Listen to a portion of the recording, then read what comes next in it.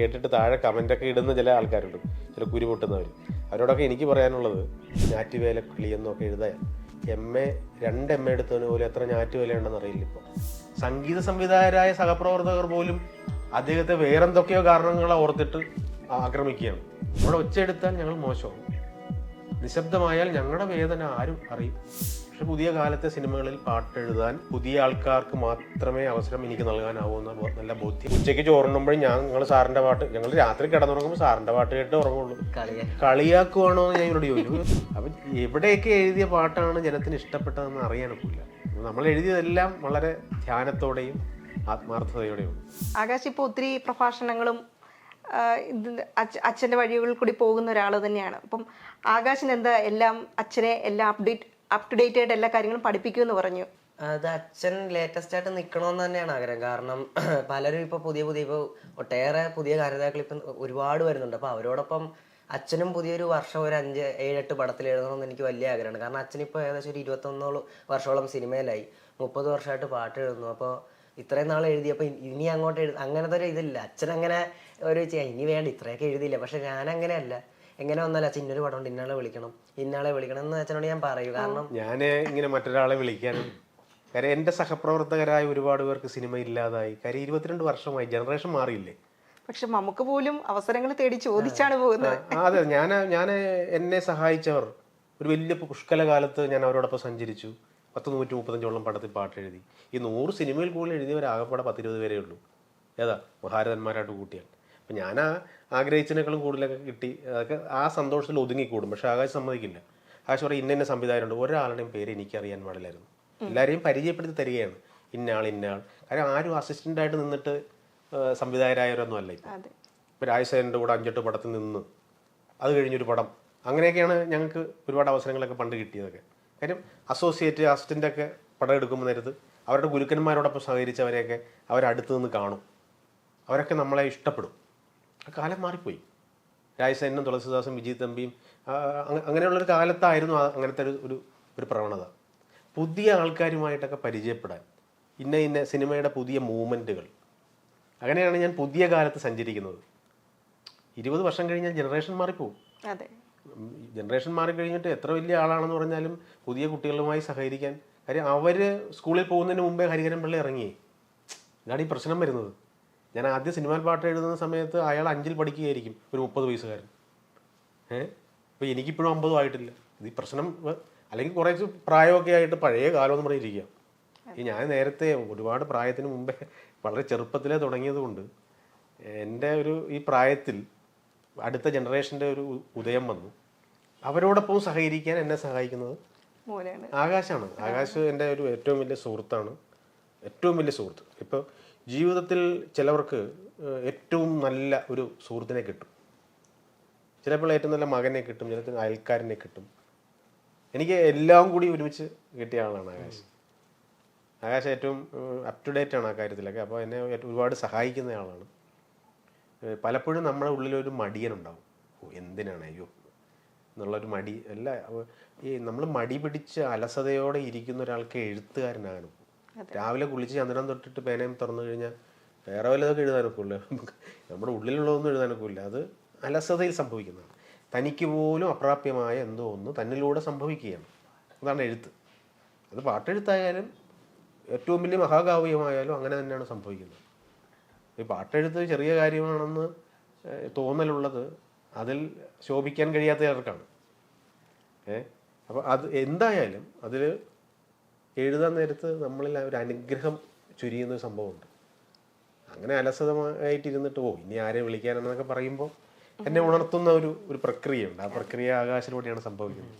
ഇത്തരം തിരക്കുകൾക്കിടയിലും അച്ഛനെ കിട്ടാറുണ്ട്. കിട്ടാറുണ്ട്. എന്താ പറയാ, ഞങ്ങൾ ഒരുമിച്ച് എപ്പോഴും ഞങ്ങൾക്ക് യാത്ര പോകാൻ ഇഷ്ടമാണ്. അപ്പം ഒരു 2 ദിവസം മുമ്പ് ചൈനയിൽ പോയി. അതിന് മുമ്പ് ദുബായിൽ എല്ലാ വർഷവും പോകുന്നതാണ്. തായ്ലൻഡിൽ പോയി. സമ്മേളനങ്ങളോടനുബന്ധിച്ച് അല്ല, അങ്ങനെ പോകുന്നുണ്ട്. അങ്ങനെ തന്നെ അച്ഛനോടൊപ്പം ദുബായിലും UK പോകുന്നുണ്ട്. പക്ഷെ അല്ലാതെ ഈ ചൈനയിലൊന്നും മലയാളികളില്ലല്ലോ വിളിക്കാനൊന്നും. ജപ്പാനില് അങ്ങനെയൊക്കെ ഞങ്ങൾ സ്വയമായിട്ട് പോകും. ജപ്പാനിലും കൊറിയയിലും ചൈനയിലൊന്നും ഈ മലയാളി സമൂഹങ്ങളില്ല വിളിക്കാൻ. അപ്പോൾ ഞങ്ങൾ ഈ ദുബായിലും സിംഗപ്പൂരിലും മലേഷ്യയിലും സമ്മേളനത്തിൽ പോയപ്പോൾ കിട്ടിയ പൈസ കൊണ്ട് ചൈനയിലേക്ക് പോകും. അത് ശരി, യാത്രാപ്രേമികളാണ്. യാത്രാപ്രേമികൾ ചൈനയിലും കൊറിയയിലും അസർബൈജാനിലും ഒക്കെ ഇങ്ങനെ കറങ്ങും. ഇതൊക്കെ ഒരു സന്തോഷമുള്ള കാര്യമാണ് ഇതൊക്കെ. നമുക്ക് കിട്ടാത്തത് ഇപ്പം എന്നെ മകനിലൂടെ ആണെങ്കിലും അല്ലേ, നിങ്ങൾക്ക് രണ്ടുപേർക്കും കൂടെ അല്ലെ സ്വന്തം ജീവിതത്തിൽ. ഞാൻ ഈ യാത്ര പോകുമ്പോഴൊക്കെ പിന്നെ ചൈനയിൽ പോയപ്പോൾ ഒരു കവിത എഴുതിയായിരുന്നു. അത് ഈ രണ്ട് വരി ഇതാണ്: പുറപ്പെട്ട് ഓടും മുമ്പ് തിരിച്ചിങ്ങെത്താനായി പുരയുണ്ടെന്നതാണ് ഏത് യാത്രയ്ക്കും കൃതാർത്ഥത. നമ്മൾ പുറപ്പെട്ട് ഓടുവാണ്, അപ്പൊ തിരിച്ചിങ്ങെത്താനായിട്ടൊരു വീടുണ്ടെന്നുള്ളതാണ് ഒരു യാത്രയുടെ ഏറ്റവും വലിയ സന്തോഷം. ഈ നമ്മുടെ വീട്ടിൽ നമ്മുടെ വീടും നാടും ഇല്ലെങ്കിൽ യാത്ര നരകമല്ലേ? എങ്ങോട്ട് പോകാനാ? ഏറ്റവും സന്തോഷകരമായ യാത്ര ഏതാണ് എന്ന് പറഞ്ഞു? സാർത്ഥകമായ യാത്ര ഏതാ? സ്വന്തം വീട്ടില് മരണയാത്ര. അങ്ങനെ കാര്യം ദൈവത്തിന്റെ അടുത്തേക്കല്ലേ നമ്മൾ ആരാധിക്കുന്ന ദൈവത്തിന്റെ അടുത്തേക്ക് പോവാണ്. പിന്നെ എന്തിനാ കരയുന്നത്? കാര്യം എന്താ അറിയാമോ? തിരിച്ചു വരാൻ നോക്കൂല. തിരിച്ചു വരാനായിരുന്നെങ്കിൽ സ്വർഗോദമാണ് ഈ നമ്മൾ ചൈനയിൽ പോയ പോലെ സ്വർഗമൊക്കെ ഒന്ന് കണ്ട് അടുത്താഴ്ച പോരാല്ലോ. അവിടെ മഹാവിഷ്ണുവിന് ആരെയൊക്കെ ഉണ്ടെങ്കിൽ എല്ലാവരും പരിചയപ്പെട്ടു തിരിച്ച് നമ്മുടെ പ്രിയപ്പെട്ടവരെ ഇട്ടേച്ച് എങ്ങോട്ട് പോയാലും, പ്രിയപ്പെട്ട നാടിനെ ഇട്ടേച്ച് അങ്ങോട്ട് പോയി. അതാണ് പുറപ്പെട്ട് ഓടും മുമ്പ് തിരിച്ചിങ്ങെത്താനായി പുരയുണ്ടെന്നതാണ് ഏത് യാത്രയ്ക്കും കൃതാർത്ഥത. ആകാശൻ അച്ഛന്റെ പാട്ടുകളിൽ ഏതൊക്കെയാണ് ഇഷ്ടം? ഒരുപാട് ഇഷ്ടമാണ്. ഇപ്പോൾ മല്ലു സിംഗിലെ കാക്കാമലയിലായാലും ഒരു കിങ്ങിണിക്കാറ്റായാലും സൗണ്ട് തോമലെ കന്നിപ്പെണ്ണയായാലും പിന്നെ ഒരുപാട് ശ്രദ്ധിക്കാതെ പോയ കുറേ സിനിമകളൊക്കെ ഉണ്ട്. ഇപ്പോൾ പ്രിയദർശനങ്ങളുടെ ജയസൂര്യ നായകനായ ആമേമൂലം എന്ന് പറഞ്ഞ സിനിമയിൽ ഒരു 2-3 പാട്ടുണ്ട്. അതൊക്കെ പാടുവോ? ആകാശ് ഇല്ല, പാടൂലേ, പാടാൻ അറിയാറുണ്ട്. അപ്പൊ അച്ഛന്റെ എഴുത്തിന്റെ ഒരു സ്റ്റൈലുണ്ട്. അപ്പൊ അതൊക്കെ ആ സിനിമയിലൂടെ എനിക്ക് നല്ല എന്താ പറയുക, ഇപ്പോൾ ഒരു ഉദാഹരണം പറഞ്ഞാൽ ഗിരീഷ് പുത്തഞ്ചേരികളിൽ എഴുതുന്ന ഒരു ടൈപ്പ് ഒരു എഴുത്തുണ്ട്. അത് നല്ല നല്ല അടിപൊളിയായിട്ട് അച്ഛൻ നല്ല ഫിനിഷിങ്ങോടെ നമുക്കിങ്ങനെ ഇങ്ങനെ ഒരു പഞ്ചുണ്ടല്ലോ, ആ ഒരു പഞ്ചിന്റെ അച്ഛൻ്റെ ഒരു എഴുത്തിന്റെ ടൈപ്പൊക്കെ മനസ്സിലാക്കാൻ പറ്റുന്ന അങ്ങനെ ആമേമൂലായാലും കാക്കാമലയില്ല, അതൊരു ഫാസ്റ്റ് പാട്ടൊക്കെ ആ ഒരു എഴുത്തിന്റെ രീതിയൊക്കെ മനസ്സിലാക്കുമ്പോൾ എനിക്ക് അങ്ങനെ അച്ഛൻ്റെ ഒരുപാട് പാട്ട്, റോമൻസിലായാലും സൗണ്ട് തോമ, നാടോടി മന്നൻ, ചട്ടക്കാരി, ഹാപ്പി വെഡിങ്, കുട്ടനാടന്മാർ പാപ്പ, വെട്ടം, കനകസിംഹാസനം, അങ്ങനെ ഒട്ടേറെ പടങ്ങളുണ്ട്. അപ്പം എല്ലാം ഇഷ്ടമാണ്. ഈ പല പാട്ടുകളും പിറക്കാൻ ഉള്ള കാരണം ഞങ്ങൾ രാവിലെ 6-5:30 എഴുന്നേറ്റ് കഴിഞ്ഞാൽ ആദ്യം സംഭവം നമ്മുടെ വീട്, മുറ്റം, പറമ്പ് എല്ലാം കൂടെ ഒരു 70 സെന്റ് സ്ഥലമുണ്ട്. ഇത് പതുക്കെ തൂക്കാൻ തുടങ്ങും. ഒരിലയും പുല്ല് ഞങ്ങളുടെ വീട്ടിൽ മൊത്തം ഉണ്ട്. അപ്പോൾ ഈ ഞാൻ കൂടി തൂക്കാൻ ഇറങ്ങിക്കഴിഞ്ഞാൽ രാവിലത്തെ എൻ്റെ വായനയും ഇതൊക്കെ നഷ്ടപ്പെടും. അപ്പോൾ ഈ പാട്ട് എഴുതാൻ ഇരിക്കുമ്പോൾ ഇപ്പോൾ കുട്ടനാടൻ മാർപ്പാപ്പ, ആനക്കള്ളൻ, ഈ പുതിയ സിനിമകളൊക്കെ ഉണ്ട്. ഇപ്പോൾ ചാക്കോച്ചൻ എന്നെ വിളിച്ച് പറഞ്ഞു ആലപ്പുഴയെ കുറിച്ചൊരു പാട്ടാണ്, അത് രാജീവനാണ് എഴുതാൻ വച്ചിരിക്കണമെന്ന് പറഞ്ഞു. അപ്പം ഞങ്ങൾ വന്ന് സിറ്റുവേഷനൊക്കെ പറഞ്ഞു. ഞാൻ ട്യൂണും കൊണ്ട് വീട്ടിൽ വന്നു, എൻ്റെ ചാരുകസേര കിടന്നു. ഞാൻ പറഞ്ഞു ഞാൻ ഇന്ന് തൂക്കാൻ ഇറങ്ങുന്നില്ല, നീ മൊത്തം തൂത്ത് കറങ്ങി വന്നപ്പോൾ ഞാൻ പാട്ട് എഴുതി. ഞാൻ കൂടി തൂക്കാൻ ഇറങ്ങിയ പാട്ട് എഴുതി നടക്കില്ല. വീട്ടിൽ വന്നില്ലെങ്കിൽ ആ വരികൾ ഉണ്ടാവില്ല. ഹോട്ടൽ മുറിയിലാണെങ്കിൽ വേറെ വരിയായിരിക്കും. വീട്ടിലെത്താൻ നേരത്ത് നമുക്കൊരു മണം വരും, വീടിൻ്റെ ഒരു മണമുണ്ട്, ഒരു കണ്ണീരിൻ്റെ മണമുണ്ട്. കാര്യം എന്താ, ഇവിടെ നമ്മൾ സ്വപ്നം കണ്ടിട്ട് ഇരുന്നിട്ടുണ്ട്. ഒരു കാലം വരും, ആട്ടിയോടിച്ചവർക്കകം നൊന്നിട്ട് നിന്നെ ആട്ടുതൊട്ടിലിൽ കൊണ്ടേരുത്തിടും, കൂട്ടുകാരാ ക്ഷമിക്കയെന്നോതി നിൻ പാട്ടുമൂളി പലവരും വാഴ്ത്തിടും എന്ന് എഴുതിയതാണ്. പങ്കുവച്ചൊരീ ആശയം, അത് ഈ വാക്കുണ്ടല്ലോ, പങ്കുവച്ചൊരീ ആശയമൊക്കെയും ഭ്രാന്തമെന്ന് പറഞ്ഞു നടപ്പവർ വാക്കുകൾ പൂക്കളെന്നുരച്ചിടുവാൻ നിന്റെ വാതിൽ വന്നു നിൽക്കുന്ന നാൾ വരും, കാലമെന്തോ കരുതി വച്ചിട്ടുണ്ട് കാത്തിരിക്കുവാൻ ചൊല്ലുന്നു മനസ്സം. ഇങ്ങനെ എഴുതിയ വീടാണ്. ഈ ഒരു ഭയങ്കരമായിട്ടുള്ള, ഭയങ്കരം എന്ന വാക്ക് എല്ലാവരും പറയരുത്, ഞാനും പറഞ്ഞു പോകുന്നു. ഭയം അങ്കുരിക്കുന്നതാണ് ഭയങ്കരം. എനിക്ക് ഭയങ്കര ഇഷ്ടമാണ് അച്ഛനെന്ന് പറഞ്ഞു കഴിഞ്ഞാൽ അച്ഛനെ കാണുമ്പോൾ പേടി നടത്തും. അപ്പോൾ ഈ ഭയങ്കരം എനിക്ക് ഭയങ്കര ഇഷ്ടമാണ് എൻ്റെ കൂട്ടുകാരനെ എന്ന് പറഞ്ഞു കഴിഞ്ഞാൽ അവനെ കണ്ടാൽ നമ്മൾ ഓടുമെന്നാണ് അർത്ഥം. ഭയങ്കരം, ഭയം അങ്കുരിക്കുന്ന. അപ്പോൾ ഈ വാക്കൊക്കെ ഇങ്ങനെ മാറിപ്പോകുന്നതിൻ്റെ ആന്ധ്രാപ്രദേശാൽ പറഞ്ഞതാണ്. അപ്പോൾ ഈ നമ്മൾ വീട്ടിലേക്ക് ഓടി വരും. വീട്ടിലേക്ക് ഓടി വന്നു കഴിയുമ്പോൾ തുറന്നു കഴിഞ്ഞാൽ, ആ ഗേറ്റ് തുറന്നു കഴിയുമ്പോൾ എൻ്റെ ഗ്രാമത്തിനൊരു വിശുദ്ധിയുണ്ട്, ഒരു മണമുണ്ട്, ഒരു സ്നേഹമുണ്ട്. എൻ്റെ വീടിനകം ഗ്രാമത്തേക്കാൾ എനിക്കിഷ്ടപ്പെട്ട മറ്റൊരിടമാണ് എൻ്റെ മുറി. ഇങ്ങനെ അവിടെ ഇരുന്ന് പാട്ട് എഴുതുമ്പോൾ പാട്ട് മാറിപ്പോവും. പാട്ടിൻ്റെ അഭിരുചി മാറും, സങ്കല്പം മാറും, പാട്ടിൻ്റെ എല്ലാ തരത്തിലുമുള്ള സ്ട്രക്ചർ മാറിപ്പോവും. അത് മാറിക്കഴിഞ്ഞാൽ ആദ്യം ഞാൻ കേൾപ്പിക്കും ആകാശന്. ആകാശ് ഇങ്ങനെ പുതിയ തലമുറയുടെ ഒരു പ്രതിനിധി എന്ന നിലയിൽ, പുതിയ തലമുറയേ അല്ല, ആകാശ് എന്നേക്കാൾ മുമ്പ് ജനിച്ച ആളാണ്. പക്ഷെ പ്രായം കൊണ്ട് നമ്മൾ നോക്കുന്നത് സാധാരണ ഇതിന് അച്ഛനും അമ്മ ജനിച്ചാന്ന് പറയില്ല. എന്നേക്കാൾ മുമ്പേ ജനിച്ച ആളെന്ന് പറയാൻ കാര്യം ഗിരീഷ് പുത്തഞ്ചേരിയുടെയും ബിജു തിരുമലയുടെയും ശ്രീകുമാരൻ തമ്പിയുടെയും പൂവച്ചൽ ഖാദറിന്റെയും പാട്ടുകൾ എന്നേക്കാൾ നന്നായി അറിയാവുന്ന ആളാണ്. ഞാൻ പോലും അത്രയ്ക്ക് അവരുടെ പാട്ടുകളെ കുറിച്ച് പഠിച്ചിട്ടില്ല. അപ്പോൾ എന്നേക്കാൾ മുമ്പ് ജീവിച്ച ആളാണ് അദ്ദേഹം. അപ്പോൾ അതുകൊണ്ട് തന്നെ ഒരു പാട്ട് അങ്ങോട്ട് കൊടുക്കുമ്പോൾ വായിച്ചു നോക്കുമ്പോഴേ എന്നേക്കാൾ അറിവുള്ളൊരു സുഹൃത്ത് ഈ പാട്ടിനെ ആദ്യം സമീപിക്കുന്നതായിട്ടുള്ളൊരു വല്ലാത്ത ഒരു ഫീലിംഗ് എനിക്കുണ്ടാവും. ഒരു ചെറിയ കാര്യം, ഇത് ഒരുപാട് പേർക്കുണ്ടാവാത്ത ഒരു അനുഭൂതിയാണ് ഈ ഞങ്ങൾ തമ്മിലുള്ളൊരു കെമിസ്ട്രി ഉണ്ടല്ലോ. യാത്ര പോകുമ്പോഴും അതാണ്. ഞങ്ങളിങ്ങനെ യാത്ര പോകാൻ നേരത്ത് അടുത്ത് ഇവനുള്ളത് കൊണ്ട് വല്ലാത്ത ഒരു സനാതത്വ ബോധം ഉണ്ടാവും. നാട് എന്നോടൊപ്പമാണ് കൂടെ വന്നിട്ടുള്ളൂ. നാടും വീടും യാത്ര ചെയ്യുമ്പോൾ നമ്മളോടൊപ്പം സഞ്ചരിക്കുക എന്നൊരു ഇന്ദ്രജാലമുണ്ട്. അത് ഏറ്റവും പ്രിയപ്പെട്ടയാൾ അടുത്തുണ്ടാകുമ്പോൾ ഉണ്ടാകുന്ന ഒരു ബോധമാണ്. അപ്പം ആകാശനോടൊപ്പം യാത്ര ചെയ്യാൻ നേരത്തൊക്കെ വീടും എൻ്റെ ഗ്രാമവും എൻ്റെ പട്ടണവും ചേർത്തല പട്ടണവും ഒക്കെ എന്നോടൊപ്പം യാത്രയ്ക്ക് വന്നിരിക്കുകയാണെന്ന് തോന്നും. കാര്യം എന്താ? ഇതെല്ലാം ആകാശിലുണ്ട്. ആകാശിന്റെ വീഡിയോ കണ്ടിട്ട് രമേഷ് പിഷാരടി വിളിച്ച് പറഞ്ഞു എന്തെങ്കിലും സംസാരിച്ചിരുന്നോ? സംസാരിച്ചായിരുന്നു. അത് ഒരു വൈറലായ രണ്ടാമത്തെ ദിവസം തന്നെ വിളിച്ചു. അതിനുശേഷം രമേഷ് പിഷാരടി ഞങ്ങൾ ആങ്കർ ആയിട്ടിരിക്കുന്ന ഒരു പരിപാടിയുണ്ട് ഫണ്ട്സ് അപ്പോൺ എ ടൈം. അതിലേക്ക് എന്നെ വിളിച്ചിട്ട് ഒരു 2 എപ്പിസോഡ് എന്നെ തന്നെ ഗസ്റ്റ് എന്ന ഒരു സെലിബ്രിറ്റി ഗസ്റ്റ് എന്ന രീതിയിൽ എന്നെയും അച്ഛനെയും വിളിച്ചു. അതിനുശേഷം ഒരു വാഗ്ദാനം കൂടെ തന്നു. അടുത്ത ഞാൻ സംവിധാനം ചെയ്യുന്ന ചിത്രത്തിൽ നല്ലൊരു വേഷം ഉണ്ടെന്ന് പറഞ്ഞു. ഇപ്പോഴും 2 വർഷമായി. ഇപ്പൊ അതേ ഇപ്പൊ ഒരു പടം സംവിധാനം ചെയ്യാൻ പോകുന്നു. അപ്പൊ എന്നോട് പറഞ്ഞു നിനക്കൊരു വേഷമുണ്ട് എന്നിങ്ങനെ പറയാനുണ്ട്. എന്നിരുന്നാലും വലിയൊരു സന്തോഷമാണ്. കാരണം ഒട്ടും പ്രതീക്ഷിക്കാതെയായിരുന്നു. അങ്ങനെ ആ ഒരു ഇതെടുത്ത് കഥ ചെയ്യാൻ വീഡിയോ എടുത്ത് ചെയ്യാനുള്ള ആഗ്രഹം തോന്നി? ഞാൻ എപ്പോഴും ചെയ്യും. ഞാൻ പറഞ്ഞില്ലേ, ഇപ്പൊ എന്തെങ്കിലും ഇടയ്ക്കിടയ്ക്ക് ഇങ്ങനെ ആക്റ്റീവ് ആവാൻ വേണ്ടി ഇങ്ങനെ ചെയ്തോണ്ടിരിക്കും. അപ്പൊ ചെയ്യുന്നതിനിടയ്ക്ക് ഒരു സംഭവം ഇങ്ങനെ ചെയ്തു. അതിങ്ങനെ ഒരു 3 ദിവസം കൊണ്ട് ചെയ്ത് 2.5 കോടി പേര് കാണുകയും. വേറെ ആരെങ്കിലും ഒക്കെ വിളിച്ചായിരുന്നോ? ഒരുപാട് പേര് വിളിച്ചു. ഇപ്പൊ എന്താ പറയാ, സലിംകുമാർ വിളിച്ചു. ഒരുപാട് സിനിമാടന്മാര് നിങ്ങൾ നന്നായിട്ടുണ്ട് കേട്ടോ എന്നൊക്കെ പറഞ്ഞു. അതിനുശേഷമാണ് യൂട്യൂബ് ചാനൽ തുടങ്ങിയത്? അത് നേരത്തെ അല്ല, അതിന് മുമ്പേ യൂട്യൂബ് ചാനലുണ്ട്. അപ്പം എന്തായാലും ഫേസ്ബുക്ക് ഇട്ടപ്പോഴാണ് ഒത്തിരി രാഷ്ട്രീയക്കാരും വിളിച്ചു. രമേശ് ചെന്നിത്തല, KC വേണുഗോപാൽ, ഞങ്ങളുടെ മുൻ MP AM ആരിഫ്, അറിഞ്ഞു വിളിച്ചു. രാഷ്ട്രീയ പ്രവർത്തകരിലും അങ്ങനെ ഈ നിരീക്ഷണമുള്ള ഒരുപാട് പേരുണ്ടല്ലോ.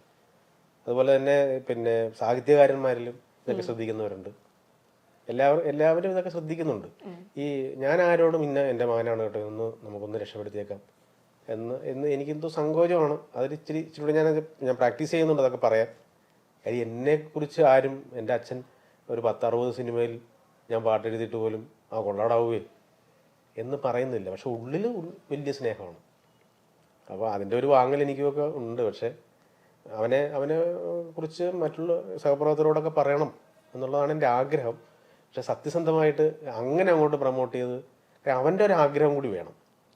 അവൻ്റെ വല്ലാത്ത ആഗ്രഹവും കാത്തിരിപ്പിൻ്റെ ഒരു പെയിനും ഉണ്ടാവണം. ഇതുണ്ടെങ്കിൽ സ്വപ്നത്തിന് വലിയ സുഖം വരും.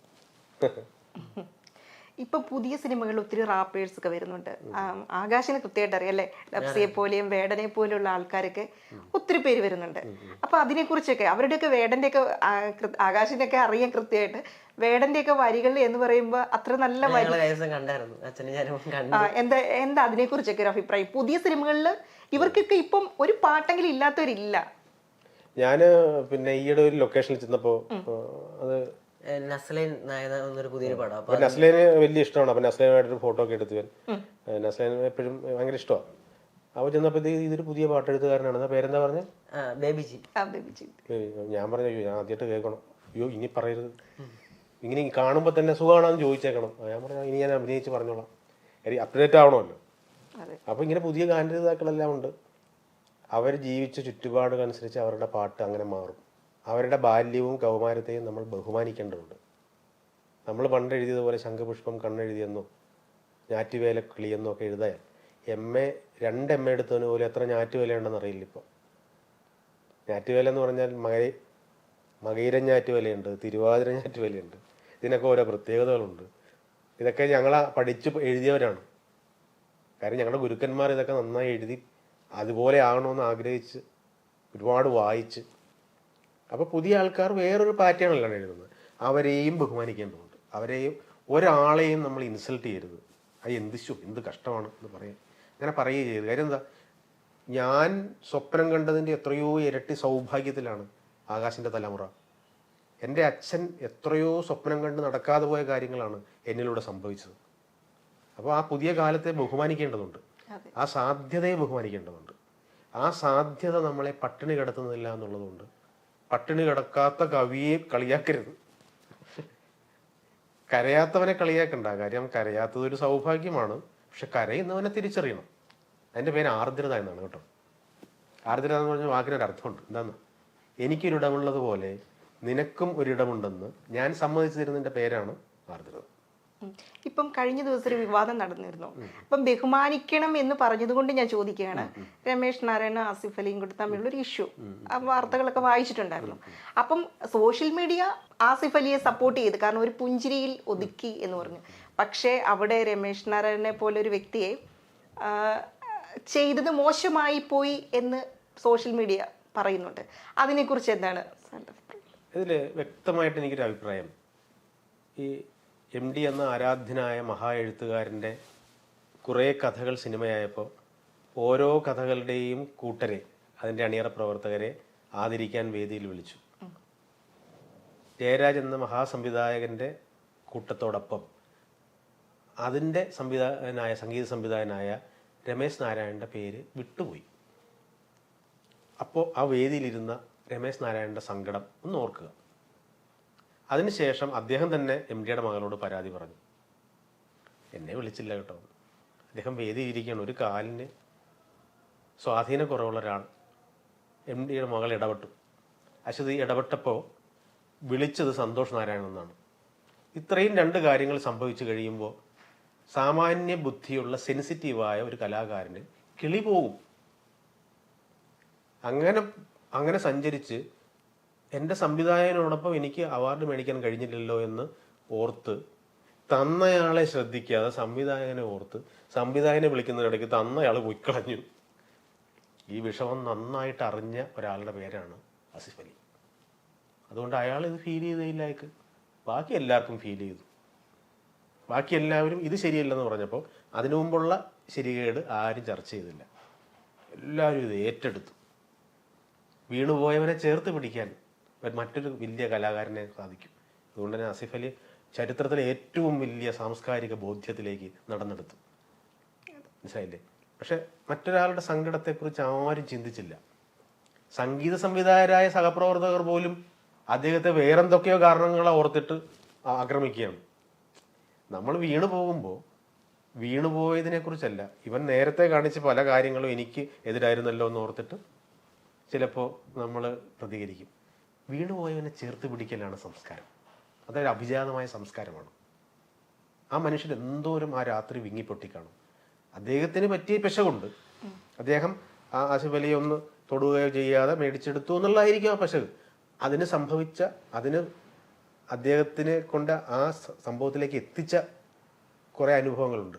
ആ അനുഭവങ്ങൾ നന്നായി അറിഞ്ഞതുകൊണ്ടാണ് ആസിഫ് അലി ഇതിനെക്കുറിച്ച് പ്രതികരിച്ചപ്പോൾ താങ്കൾ ഇപ്പോൾ ക്ലോസ് ചെയ്തോന്ന് ചോദിച്ചപ്പോൾ ഞാൻ ഓപ്പൺ ആക്കിയിട്ട് പോലും ഇല്ലല്ലോ എന്ന് പറഞ്ഞ ആ മറുപടി ഉണ്ടല്ലോ.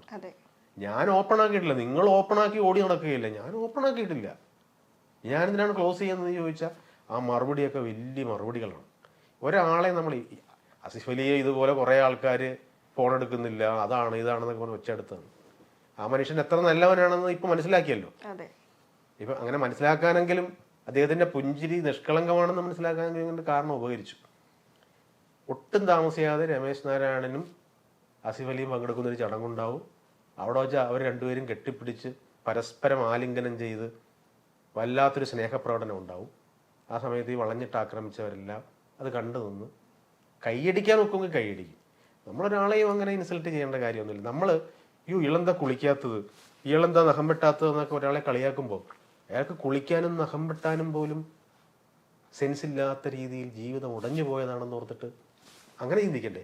ചില വഴികേരിയിലൊക്കെ ചില ജീവിതം തുലഞ്ഞു പോയവരെ കുറിച്ച് ആലോചിക്കുമ്പോൾ നമ്മളെപ്പോലെ രാവിലെ കുളിച്ച് മിടുക്കനാകാനൊന്നും അവർക്ക് കഴിഞ്ഞില്ല.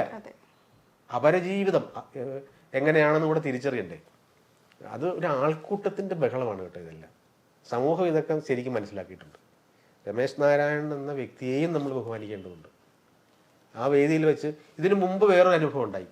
ഒരു വലിയ ചാനലിൻ്റെ ഒരു വലിയ ചടങ്ങിൽ 24 പാട്ടുകളുടെ ഒരു നൃത്തശില്പം ഉണ്ടായി. ആ 24 പാട്ടുകളും 24 മഹാനടിമാർ, സിനിമ നടിമാർ, നാടക നടിമാരൊക്കെ അവതരിപ്പിക്കുന്നു. ഈ പാട്ട് എഴുതിയ രമേശ് നാരായണനും ഞാനിവിടെ ഇരിക്കുകയാണ്. ഗവർണറൊക്കെ പങ്കെടുക്കുന്നുണ്ട്. 1.25 മണിക്കൂർ കഴിഞ്ഞ് ആൾക്കാർ പിരിഞ്ഞു പോയിട്ടും ഈ 24 പാട്ട് എഴുതിയ രമേശ് നാരായണൻ്റെ എൻ്റെയും പേര് ആരും പറയുന്നില്ല. അവിടെ ഒച്ചയെടുത്താൽ ഞങ്ങൾ മോശമാവും, നിശബ്ദമായാൽ ഞങ്ങളുടെ വേദന ആരും അറിയും. അങ്ങനെ നിഷ്കാസിതരാകുന്നവൻ്റെ വേദന തിരിച്ചറിയലാണ് കല, അല്ലേ? ഈ കല അതാണ്. ഈ സിനിമ കാണുന്ന നേരത്ത് നമുക്ക് കരച്ചിൽ വരുന്നത് ഇത് ഷൂട്ട് ചെയ്തതാണെന്നും ഇത് സത്യസന്ധമായ കഥയല്ലെന്നും അറിയാം. നമ്മൾ എന്താ കരയുന്നത്? മറ്റൊരുത്തിനെ കുറിച്ച് ഓർത്തു. ജീവിച്ചിരിക്കുന്ന കഥാപാത്രം അല്ല, ഇതൊരു ഫിക്ഷനാണെന്ന് നമുക്ക് അറിയാം. ഈ കലാബോധമാണ് രമേശ് നാരായണൻ്റെ വശം കൂടി ആലോചിക്കാൻ നമ്മളെ പ്രേരിപ്പിക്കുന്നത്. പക്ഷെ ഒരാൾ പോലും ആ കാര്യം അന്ന് പങ്കുവച്ചില്ല. പക്ഷെ ആസിഫ് അലി പറഞ്ഞു കഴിഞ്ഞപ്പോഴത്തേക്ക് എല്ലാവരും നിശബ്ദരാകുകയും, രമേശ് നാരായണന് ഒരു വശമുണ്ട്, അങ്ങനെ ഒരു വശം ഉണ്ടല്ലോ, എല്ലാത്തിലും ഉണ്ടല്ലോ, അല്ലേ? ഇനി സാറിന്റെ പുതിയ പ്രൊജക്റ്റുകൾ എന്തൊക്കെയാണ്? പുതിയ കുറേ സിനിമകളിൽ ഇപ്പം മാർത്താണ്ഡൻ എന്ന് പറയുന്ന സംവിധായകൻ്റെ ഒരു പുതിയ പടത്തിലാണ് ഇപ്പം ഉടനെ എഴുതാൻ പോകുന്നത്. മമ്മൂട്ടി ചിത്രമാണ്. പുതിയ സംവിധായകരുടെ കുറേ കുഞ്ഞു ചിത്രങ്ങളുണ്ട്. ഇതൊന്നും കുഞ്ഞല്ല, വലിയ ചിത്രങ്ങൾ തന്നെയാണ്. അവരോടെല്ലാം അവസരങ്ങൾ ചോദിക്കാറുണ്ടോ? ഈ ആകാശ് പറഞ്ഞിട്ട് ഞാൻ ചില സംവിധായകരെയൊക്കെ വിളിക്കാറുണ്ട്. അപ്പോൾ അവർ പറയും, അയ്യോ ചേട്ടാ, അയ്യോ പിന്നെ എന്നൊക്കെ പറയും. ഈ അവർക്ക് ഉള്ള പേടി എന്ന് പറഞ്ഞു കഴിഞ്ഞാൽ അവർ കേട്ട പടത്തിൽ അഡ്ജസ്റ്റബിൾ ആവും എന്നൊക്കെ ആയിരിക്കും. പക്ഷെ പുതിയ കാലത്തെ സിനിമകളിൽ പാട്ടെഴുതാൻ പുതിയ ആൾക്കാർക്ക് മാത്രമേ അവസരം എനിക്ക് നൽകാനാവൂ എന്ന നല്ല ബോധ്യം എനിക്കുണ്ട്. കാര്യം എനിക്ക് അവസരം നൽകിയവരും ഞാൻ ആരാധിച്ചവരും ഇപ്പോൾ സിനിമയിൽ സജീവമല്ല. ആ ബോധ്യം നന്നായിട്ടുള്ളതുകൊണ്ട് പുതിയ സിനിമയിൽ അതിൻ്റെ ഏറ്റവും വലിയ തെളിവ് മഹാറാണി ആണ്. മഹാറാണി എന്ന് പറയുന്ന ഷൈൻ ടോം ചാക്കോയുടെ പടത്തിൽ പുതിയ കാലത്തിൻ്റെ പാട്ടുകൾ പോലെ ഒരുപാട് പാട്ട് ഞാൻ എഴുതിയിട്ടുണ്ട്. അത് ശരിയാ. സിറ്റുവേഷൻ സോങ്സ് ആണ് പലതും. റീമ്യൂസിക്കിന് ഒപ്പം പാട്ട് എഴുതുന്ന സിറ്റുവേഷൻ ഉണ്ട്. റീമ്യൂസിക്കിന് പകരം ഒരു പാട്ടാക്കിയാൽ എങ്ങനെ ഇരിക്കും? പുതിയ ടൈപ്പിലുള്ള പാട്ട്, ഒരു പാട്ടെന്ന് പറഞ്ഞ് ഞാൻ എഴുതിയൊരു പാട്ട് മഹാറാണി. ഇതിപ്പോ എന്താ പറയാ, ഒരു ചേസിങ് സോങ് പോലത്തെ ഒരു പാട്ടുണ്ട്. അതായത് കടയടയുടെ രഘുവര എന്നൊക്കെ പറഞ്ഞിങ്ങനെ ഒരു ഫസ്റ്റ് ഞാൻ ചോദിച്ചു, ഇതൊക്കെ ആരാണ് ഈ ഓടി നടക്കുന്നത്? അപ്പോൾ അവൾ പറഞ്ഞു, മറ്റേ കടക്കാരൻ രഘുവരനും മണിയപ്പനും ഇതൊക്കെ ആര് മാത്തണ്ണം പറയുവാണ്. എനിക്ക് മനസ്സിലായി. ഞാനത് എങ്ങനെ എഴുതിയത്? ബഹളം നടക്കുവാണ്. മഹാറാണിയെ തിരക്കി പോവുകയാണ്. സിറ്റുവേഷൻ, ഒരു വണ്ടി എടുക്കുന്നു, അവിടെ റീമ്യൂസിക് വേണ്ട, ഒരു പാട്ട് മതി എന്ന് പറയുന്നു. അപ്പോൾ ഒന്ന് വായി. അപ്പോൾ പെട്ടെന്ന് ഇങ്ങനെ ഗോവിന്ദ് വസന്ത ചേട്ടനായിരുന്നു മ്യൂസിക്. അപ്പോൾ കടയടയുടെ രഘുവര, അടിപിടി മതി മന്മത, ഇനി അവളുടെ കളികളിൽ ഇടപെടും മണിയപ്പ എന്നൊക്കെ പറഞ്ഞിങ്ങനെ ഇപ്പോഴത്തെ ഒരു സ്റ്റൈൽ. എന്നാൽ അച്ഛനത് ഇഷ്ടമല്ല കേട്ടോ. അച്ഛനെ എനിക്ക് വലിയ ഞാൻ അയാം വെരി സോറി 4000 സോറി എഴുതിയപ്പോൾ അന്നത്തെ കാലത്ത് നല്ല ട്രെൻഡിങ്ങും, അന്ന് കോളേജ് ഉദ്ഘാടനങ്ങളിലൊക്കെ സാറിനെ വിളിച്ചോണ്ട് പോയതൊക്കെ ആ പാട്ടുകൾ കാരണല്ലേ? ആ പാട്ടെന്ന് പറഞ്ഞു കഴിഞ്ഞാല് പിന്നെ പ്രണയമായാല് BA-ക്കാരും MA-ക്കാരും തമ്മിലുള്ള റാഗിങ് സോങ് ഉണ്ട്. അത് കന്നഡയാണ്, ഭാഷ അറിയാൻ മേല. അവിടെ നമ്മൾ ഇഷ്ടം പോലെ എഴുതിക്കൊള്ളാൻ പറഞ്ഞു. അങ്ങനെ എഴുതിയ പാട്ടാണ്. കമ്പ്യൂട്ടേഴ്സും ആർട്സും സയൻസും ആർട്സും കോമേഴ്സും പരുക്കൻ ക്ലാസ് റൂം സബ്ജക്ട്സ് ഇതെല്ലാം അപ്പടി ന്യൂസൻസ്. ക്യാമ്പസിൻ പടിയേറി വരുന്നവർ അറിയുക മാനേഴ്സ്. പഠിക്കൂ പുത്തൻ law books, very important syllabus എന്ന് എഴുതിയാണ്. ഈ ഐസ്ക്രീമും കൊണ്ട് നടക്കുമ്പോഴത്തേക്ക് ഒരാൾ പുറകെ നടക്കുകയാണ്. ആരാണ്? വിവേക് അല്ലേ? പഴയ എന്തും എഴുതാം. ഐസ്ക്രീമും കൊണ്ട് നടന്നിട്ട് ജാഗു ജാഗു എന്താണ് പറയുവാണ്. നമുക്ക് ഭാഷ അറിയില്ല. അപ്പം ഞാൻ ഐസ്ക്രീമിനെ മുത്തി നുണഞ്ഞാൽ ഹൈ സ്പീഡിൽ ഗുണ്ടുമണി നീ ഡയറ്റിങ്ങിലെ സ്ലിമ്മായിടുമോളെ കേട്ട് കാണും. അപ്പം ഇങ്ങനെയൊക്കെ പണ്ടേ 22 വർഷം മുമ്പേ എഴുതിയിട്ടുണ്ട്. പുതിയ കാലഘട്ടത്തിൽ വേറെ ടൈപ്പാണ് പദങ്ങളൊക്കെ. ഇപ്പം വാടാ പോടാ, ഇങ്ങോട്ട് വാടാ, അങ്ങോട്ട് പോടാ, ഇങ്ങോട്ട് വാടാ എന്നൊക്കെ എഴുതാനും നമുക്ക് താല്പര്യമാണ്. പാട്ട് സിറ്റുവേഷനിലാണ് പിറക്കുന്നത്. അത് ഗിരീഷ് പുത്തഞ്ചേരി പറയാറുണ്ട്, തവളപിടുത്തക്കാരന് വേണ്ടിയും വിഡ്ഢിക്ക് വേണ്ടിയും വേദാന്തിക്ക് വേണ്ടിയും പാട്ടെഴുതും. മൂന്നും 3 തരം പാട്ടാവും. വയലാർ ഒരേ കാലത്ത് എഴുതിയ പാട്ടുണ്ട്. ശബരിമലയിൽ തങ്ക സൂര്യോദയം എന്നെഴുതിയ വയലാർ ഏകദേശം ആ കാലഘട്ടത്തിൽ തന്നെ എഴുതിയ വേറൊരു പാട്ടുണ്ട്. ശബരിമലയിലും കല്ല്, ശക്തീശ്വരത്തും കല്ല്, തിരുപ്പതി മലയിലും കല്ല്, തിരുച്ചെന്തൂരിലും കല്ല്, കല്ലിനെ പൂജിക്കുന്നവരെ നിങ്ങൾ കൽപ്പണിക്കാരെ മറക്കരുതേ. ഇത് രണ്ട് സിറ്റുവേഷനിൽ എഴുതിയപ്പെട്ട പാട്ട്.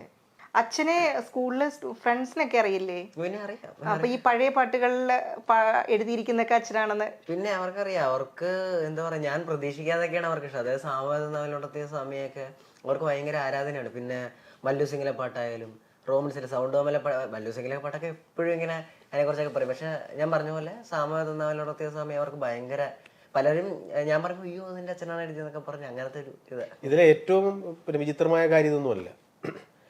3.5 കോടിയോ മറ്റേ മലയാളിയല്ലേ ഉള്ളൂ. ഒരു പിന്നെ യൂട്യൂബിലൊരു പാട്ടിട്ടാലോ എന്തെങ്കിലും ഒരു കണ്ടന്റ് ഇട്ടാലോ 1 കോടിയൊന്നും ആരും കാണാൻ പോണില്ല. മിക്കവാറും 2 കോടി 3 കോടി കണ്ട അത്ഭുതമാണ്. പക്ഷെ 18 കോടി 19 കോടി കണ്ട പാട്ടുകളൊക്കെ ഉണ്ട് നമ്മുടെ. അത് ഈ കുഞ്ഞു കുട്ടികളുടെ പാട്ടൊക്കെ കുഞ്ഞു കുട്ടികളുടെ പാടല്ലേ, കഴിഞ്ഞ ദിവസം കൊമ്പനാന കുട്ടപ്പ, വീട്ടിലുണ്ടൊരു തൊട്ടാവാടി തത്തമ്മ, പൂവങ്കോഴി, കൊക്കരക്കോഴി. അപ്പോൾ ഒരു ദിവസം ഞങ്ങളൊരു ഗസ്റ്റിൻ്റെ അടുത്ത് ചെന്നപ്പോൾ, വീട്ടിൽ ചെന്നപ്പോൾ, സാറിൻ്റെ പാട്ട് കേൾക്കാതെ രാവിലെ ഞങ്ങൾ പിന്നെ എഴുന്നേക്കാറില്ല. ഉച്ചയ്ക്ക് ചോറുണ്ണുമ്പോഴും ഞങ്ങൾ സാറിൻ്റെ പാട്ട്, ഞങ്ങൾ രാത്രി കിടന്നുറങ്ങുമ്പോൾ സാറിൻ്റെ പാട്ട് കേട്ട് ഉറങ്ങുള്ളൂ. കളിയാക്കുവാണോ എന്ന് ഞാൻ ഇവരോട് ചോദിച്ചു. കളിയാക്കുവാണോ? പിന്നെ മനസ്സിലായത് ആ കുട്ടികൾ 3 പ്രാവശ്യം ആഹാരം കഴിച്ചാലും ഈ പാട്ട്. അങ്ങനെ ഈയിടെ നോക്കിയപ്പോൾ 19 കഴിഞ്ഞ് 21 കോടി. 21 കോടി ജനങ്ങൾ ഒരു മലയാളം പാട്ട്, ഞാൻ തന്നെ എഴുതി സംഗീതം ചെയ്ത ചില പാട്ടുകളാണ് ഇതൊക്കെ.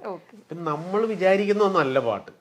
ചില ആൾക്കാർ ഓടി വന്നിട്ട് പറയും ഇന്ന ബാലയിലെ പാട്ട് കൊള്ളാന്ന് പറയും. ബാലയിൽ ഞാനത് മറന്നുപോയി. ചിലപ്പം പറയുന്നു അങ്കമാലി അമൃതയിലെ പാട്ട് കൊള്ളാം, കാളിദാസ കലാകേന്ദ്രത്തിലെ പാട്ട് ഉഗ്രം പാട്ടാണ്, അമ്പലപ്പുഴ നാടകം, ഇങ്ങനെയൊക്കെ പറയും. അപ്പം എവിടെയൊക്കെ എഴുതിയ പാട്ടാണ് ജനത്തിന് ഇഷ്ടപ്പെട്ടതെന്ന് അറിയാനൊക്കില്ല. അപ്പോൾ നമ്മൾ എഴുതിയതെല്ലാം വളരെ ധ്യാനത്തോടെയും ആത്മാർത്ഥതയോടെയുമാണ്. 4500ഓളം പാട്ടുകൾ ഇപ്പം തന്നെ എഴുതി. ഇനിയും സാറിന് മുന്നോട്ട് പുതിയ ന്യൂ ജനറേഷൻ ആയിട്ടുള്ള ആൾക്കാർക്ക് വരെയും പാട്ടുകൾ കേൾക്കാൻ സാറിൻ്റെ കൈവിരലുകൾക്കാവട്ടെ എന്ന് ഞാൻ ആശംസിക്കുന്നു. അതുപോലെ തന്നെ ആദ്യത്തെ സിനിമ തന്നെ ഒരു ക്രിട്ടിക്സ് അവാർഡൊക്കെ കിട്ടി. ഇനിയും വലിയ അവസരങ്ങളും അല്ലെങ്കിൽ കവിതാ രചനയിലാണെങ്കിലും വലിയ അവസരങ്ങൾ ലഭിക്കട്ടെ എന്ന് ആശംസിക്കുന്നു. വലിയ സന്തോഷം. ഞാൻ ഏറ്റവും കൂടുതൽ ബഹുമാനിക്കുന്നത് ഇങ്ങനെ ഇരുന്ന് സംസാരിക്കാൻ നേരത്ത് കേട്ടുകൊണ്ടിരിക്കുന്നവരുണ്ട്. നമ്മളെക്കാൾ വലിയ ആൾക്കാരാണ്. നമ്മൾ വിചാരിച്ചിരിക്കുന്നത് ഈ 2-3 പാട്ടൊക്കെ അങ്ങോട്ട് എഴുതി കഴിയുമ്പോൾ നമ്മൾ അനുഭവിച്ച സങ്കടങ്ങൾ എന്നൊക്കെ പറഞ്ഞ് ദിവസവും സങ്കടം അനുഭവിക്കുന്നവരാണ് ഈ കേൾക്കുന്നതൊക്കെ പലരും. അവരെ വലിയ ബഹുമാനമാണ് എനിക്ക്. ഒരുപക്ഷെ പരിചയമില്ലാത്ത അത്തരം കേൾവിക്കാരോട് ഒരുപാട് ഇഷ്ടം കൂടാനും സൗഹൃദത്തിലെത്താനും അവരെ തിരിച്ചറിയാനും അവരോട് വലിയ ബഹുമാനം ഉണ്ടെന്ന് പറയാനും, ഞങ്ങളെപ്പോലുള്ള പ്രതിഭകൾ നിങ്ങളോടൊപ്പം ഒന്നും എത്തില്ല ജീവിതത്തിൻ്റെ അനുഭവങ്ങളിൽ എന്ന് പറയുവാനാണ് ഞാൻ ഈ വേദി ഉപയോഗപ്പെടുത്തുന്നത്. ഈ കേട്ടിട്ട് താഴെ കമൻ്റൊക്കെ ഇടുന്ന ചില ആൾക്കാരുണ്ട്, ചില കുരു പൊട്ടുന്നവർ. അവരോടൊക്കെ എനിക്ക് പറയാനുള്ളത്, നിങ്ങളോടൊപ്പം ഒന്നും വളരാൻ ഞങ്ങൾ മത്സരത്തിലല്ല. ഞങ്ങൾ സ്വപ്നം കണ്ടത് നിങ്ങൾ കേൾക്കുന്ന പാട്ടായതുകൊണ്ട് മാത്രം ഒരു അഭിമുഖം സാധ്യമായി എന്നുള്ളൂ. അത്രയേ ഉള്ളൂ. നിങ്ങൾ വലിയ വലിയ സ്വപ്നങ്ങൾ കണ്ട് നിങ്ങളുടേതായൊരു ജീവിതമുണ്ട്. ആ അപരോന്മുഖ ദർശനമാണ് എന്നെ നയിക്കുന്നത്. അതുകൊണ്ട് എല്ലാ ആൾക്കാരോടും എനിക്ക് ബഹുമാനമാണ്. ഈ വിശ്വപ്രകൃതിയിൽ ഒരു മുല്ലപ്പൂവിതൾ വിരിഞ്ഞാൽ അത് എൻ്റെ വീട്ടിൽ വിരിഞ്ഞതായിട്ട് എനിക്ക് തോന്നുന്നു. കാട്ടിലെ കതർകാണാക്കിൽ ചിലച്ചാൽ മുളങ്കൂട്ടിലെ തത്തമ്മയ്ക്ക് നൊമ്പരം വിധിയുമ്പോഴൊക്കെ അതൊക്കെ എൻ്റെ സങ്കടമാണെന്ന് തോന്നും. അപ്പോൾ ഞങ്ങൾ അങ്ങനെ ചിന്തിക്കുന്ന ആൾക്കാരാണ്. അതുകൊണ്ട് തന്നെ ബഹുമാനപ്പെട്ട എല്ലാ പ്രിയപ്പെട്ടവരും ഒരുപാട് വലിയ വലിയ ആൾക്കാർ ഇത് കേട്ടുകൊണ്ടിരിക്കുന്നുണ്ടാവും. ആ വലിപ്പം ജോലിയിലോ ജാതിയിലോ നിറത്തിലോ ഒന്നും അല്ല എന്ന് തിരിച്ചറിഞ്ഞുകൊണ്ട് തന്നെ എല്ലാവരോടും നന്ദി പറയാനാണ് ഈ സമയം ഉപയോഗിക്കുന്നത്.